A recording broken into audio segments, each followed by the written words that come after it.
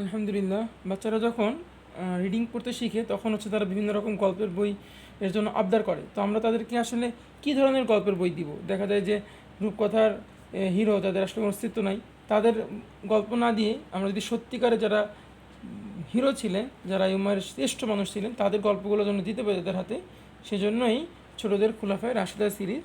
তো এই সিরিজটাতে মাশাআল্লাহ আমাদের এই বাংলা ভাষায় বলতে গেলে বাচ্চাদের জন্য লেখা একটা শ্রেষ্ঠতম সিরিজ বলতে হবে এটাকে। এটাতে মোট 8টা বই আছে। প্রথম বইটা হচ্ছে সিদ্দিক তার উপাধি। এটা হচ্ছে আবু বকর সিদ্দিক রাদিয়াল্লাহু আনহু ওনার জীবনের গল্পগুলো নিয়ে লেখা। প্রত্যেকটা বই চমৎকার গ্রাফিক্স, খুবই সুন্দর গ্রাফিক্স এবং হচ্ছে গ্লসি আর্ট পেপার এবং খুবই সাবলীল ভাষায় বাচ্চাদের উপযোগী করে লেখা। দেন হচ্ছে দ্বিতীয় বইটা হচ্ছে এটা আবু বকর সিদ্দিক রাদিয়াল্লাহু আনহু ওনাকে নিয়ে, প্রিয় নবীজির খলিফা। এটাতেও খুব মজার মজার গল্প আছে এবং শিক্ষণীয়। দেন হচ্ছে শয়তান কাকে করতো ভয়, দ্যাট মিনস উমর ইবনুল খাত্তাব রাদিয়াল্লাহু আনহু যাকে শয়তানও ভয় করতো, সেই সাহাবি, ওনার গল্পগুলো নিয়ে লেখা। পরের বইটা ওনাকে নিয়ে, জাগলো সারা আরব জাহান, এটা ওনাকে নিয়ে, ওমর ইবনুল খাত্তাব রাদিয়াল্লাহু আনহু নদীর নামে চিঠি, খুব মজার গল্প। নদীর কাছে চিঠি লিখেছিলেন। তারপরে দুঃখী মানুষের গল্প, খুব সুন্দর। এক যে ছিল রাজা, খুব মজার মজার এবং শিক্ষণীয় গল্প মাশাআল্লাহ। দুই নূরের অধিকারী জিন্নুরাইন ওসমান ইবনুল আফফার রাদিয়াল্লাহু আনহু, ওনার জীবনের গল্পগুলো নিয়ে লেখা, যিনি লজ্জাশীল ছিলেন এবং সাথে সাথে দানবীরও ছিলেন। অনেক বড় দানবীর, যেটা বলছিলাম, যিনি বড় দানবীর ছিলেন।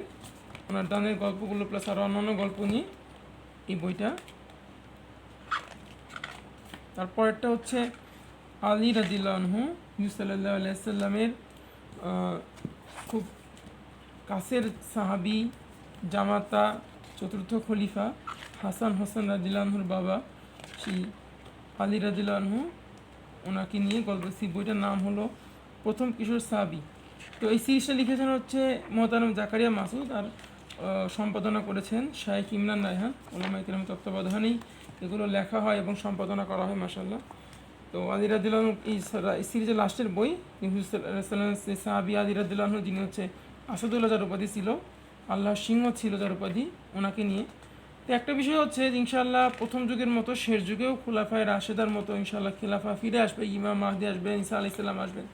তো আমরা যেন আমাদের সন্তানদেরকে সেই সময়ের জন্য তৈরি করে যেতে পারি, প্রস্তুত করে যেতে পারি, সেজন্য তাদেরকে আমরা এই শ্রেষ্ঠ মানুষ যারা ছিলেন প্রথম যুগে তাদের পরিচয় করিয়ে দিই ইনশাআল্লাহ। ইনশাআল্লাহ আমাদের সন্তান আমাদের জন্য সাদাকায়ে জারিয়া হবে। তো এই সিরিজটা আমাদের থেকে নিতে পারবেন ইনশাআল্লাহ। যদি নিতে চান আমাদের পেজে ইনবক্স করেন বা হচ্ছে আমাদের ওয়েবসাইট থেকে অর্ডার করতে পারবেন ইনশাআল্লাহ। জাযাকুমুল্লাহু খাইরান। আল্লাহ তাআলা আমাদের সবার সন্তানদেরকে কবুল করুন। আসসালামু আলাইকুম ওয়া রাহমাতুল্লাহি ওয়া বারাকাতুহু।